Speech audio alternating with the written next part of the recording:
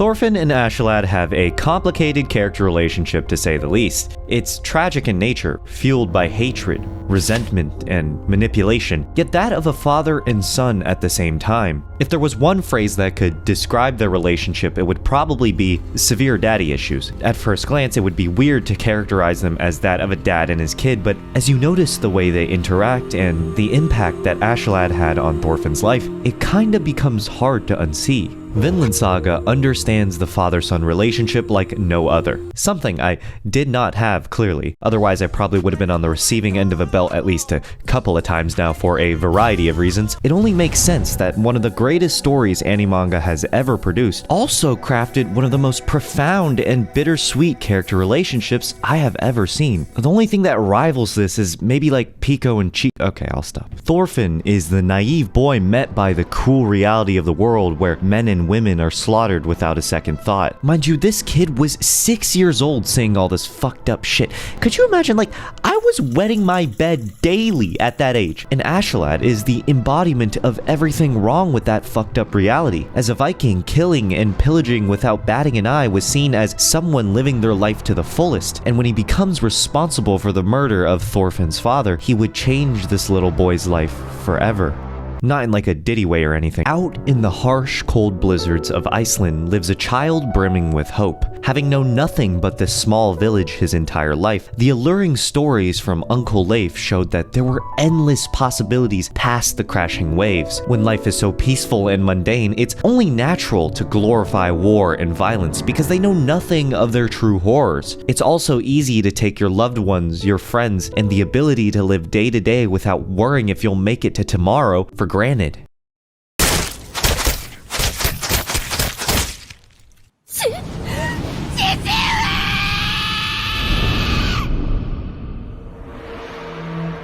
And it's only when the cruelty of the outside world becomes Thorfinn's reality that he realizes maybe it's not all fun and games. And at the center of that cruelty was one man. It didn't make sense to him. How could my father, a man so strong, powerful, and benevolent that won their duel fair and square, fall victim to dirty tactics employed by a snake like Askeladd? A hatred so unrelenting that it would follow Askeladd to his death spawned that day.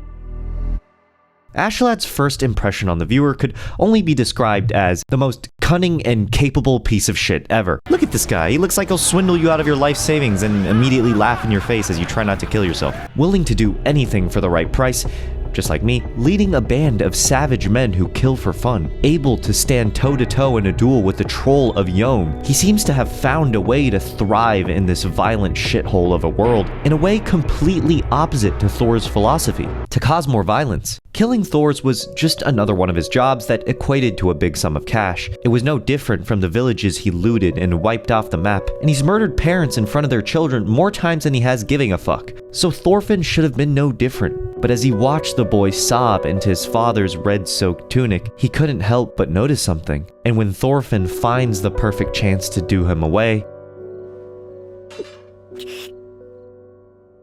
he does nothing to stop it. What did he notice? Why is it now that he would willingly give his life away when he's already murdered countless people in the exact same way? Because, ironically enough, he related to this child more than anyone could. He too held a grudge against a man who did so much harm to a loved one. He too had a hatred carved so deep into his soul that he sought revenge for years. Born to a slave who was thrown to the stables, Askeladd led a life of suffering from the very start. All he did every day was perform his slave duties and take care of his dying mother. And one day, when his mother finally lost her mind, his own father, who couldn't even remember the two, drew his sword against her without hesitation. This image was etched into his skull. He would be a hypocrite if he stopped this kid. If this was the way he would go out, it would only make sense in the name of karma. But Thorfinn is just a kid overwhelmed by his circumstances. Remember, he's like 6? Who was only just play fighting with the other kids in the village. Who was only just sleeping in his sister's warm embrace. Who had a loving father and mother in his life not too long ago, but suddenly dropped into a world of murder, rape, and war. He can't do it. It doesn't feel right. And so he waits till morning, challenging Askeladd to a fair duel. Thus, the contract was signed. Prove yourself useful on the battlefield, you get a chance at avenging your father. A relationship built off of not empathy, not compassion, but purely mutual interest. Now that pretty much covers the pretext of this incredibly intricate relationship, and you're probably thinking, these motherfuckers don't sound like father-son at all. Just looks like a dude who really hates another dude. And at first glance, it is just that. But as the story progresses, a number of things points towards Askeladd being one of Thorfinn's most important father figures. The first of which being something I have already mentioned. Askeladd sees himself in Thorfinn.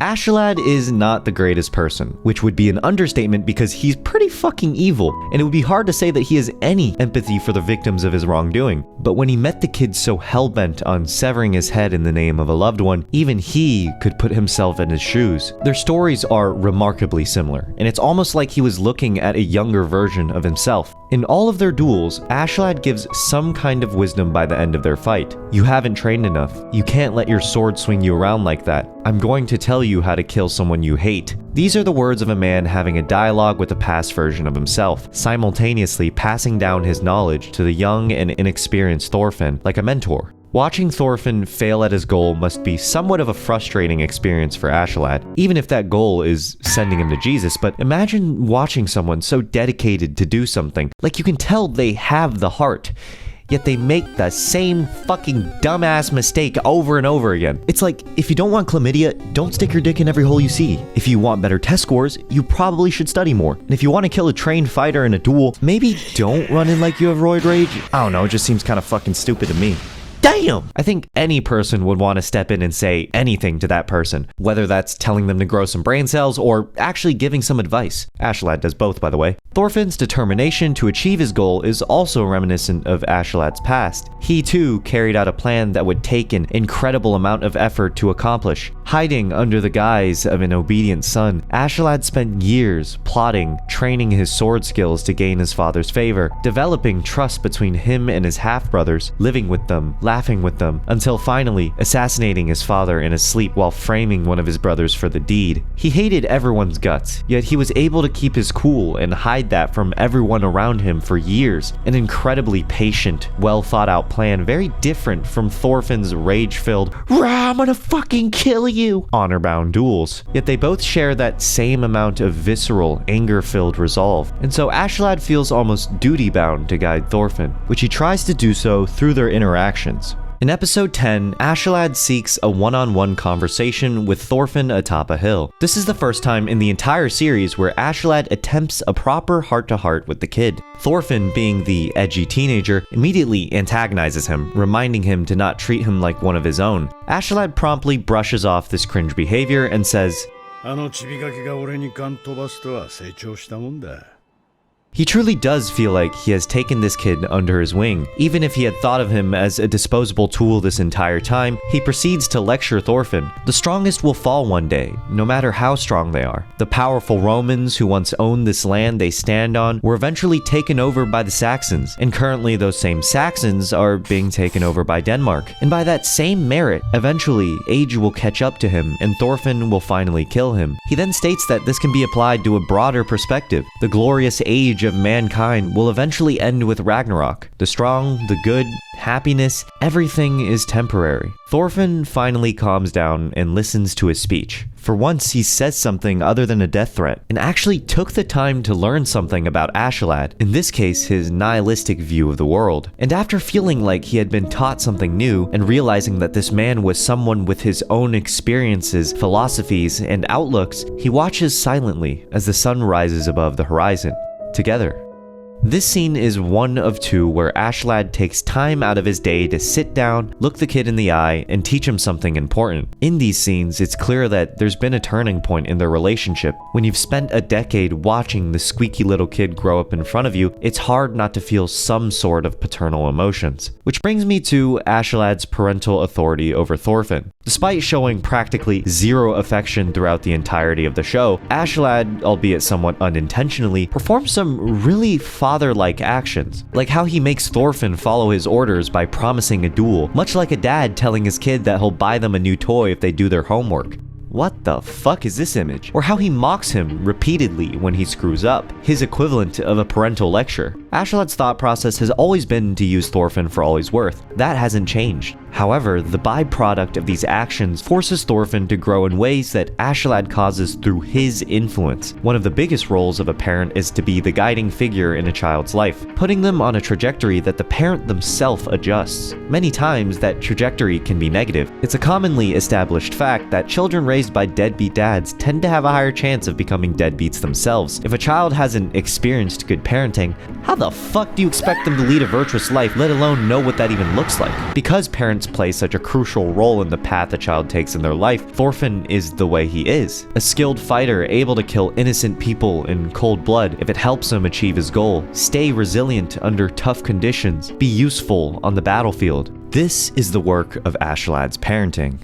Unk has clearly had a profound impact on Thorfinn as a person. Without him, Thorfinn would still be that naive kid, smurfing in silver lobbies while feeding his ego. Because of his experiences that were a direct result of Askeladd's actions, his eyes were open to the horrors of war many years too early. Let's not kid ourselves here. Askeladd was not a good role model. Askeladd is an abuser. He had created a monster, and he knew it the moment he decided to kill Thors. It was beyond evil things a 6-year-old had to witness and do to survive. Yet the blonde bastard still decides to manipulate.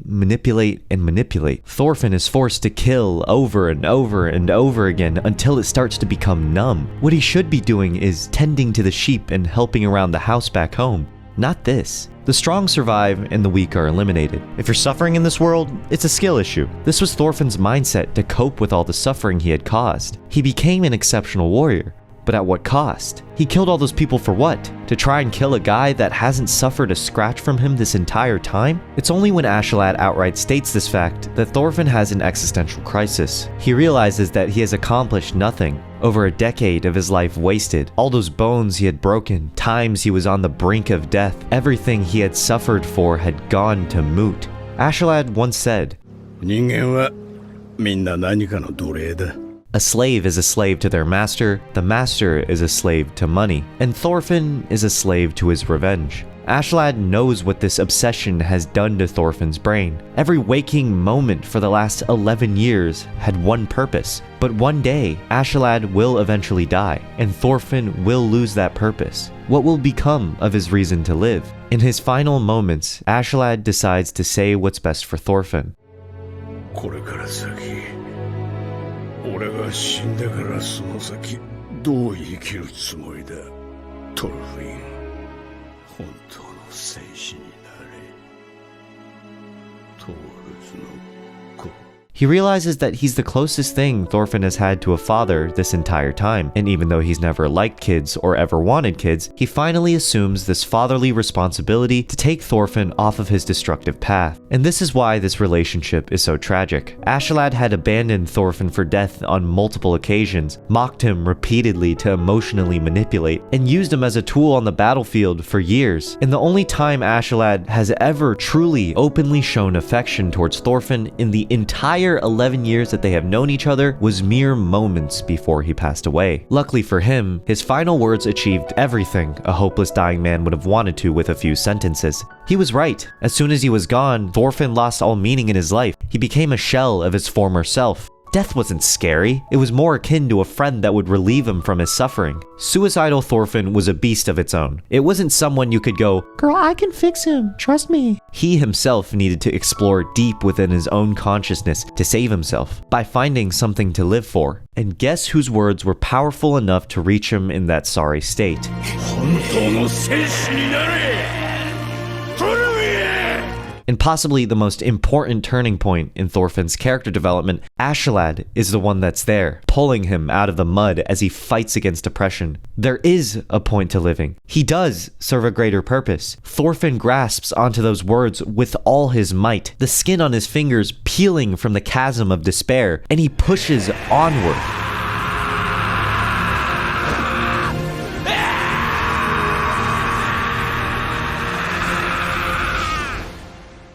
The amount of goosebumps and tears that welled up in my eyes when I first saw the scene was truly remarkable. I realized that not just Askeladd, but Thors, Leif, and everyone else would have been so fucking proud of this man, because I was. And even if Askeladd and Thorfinn's relationship was a complicated mess, I couldn't help but find myself feeling grateful for what Askeladd had said in his final moments. Regardless of whether or not their relationship was a net good or bad for Thorfinn as a person, it is forever a part of his core identity,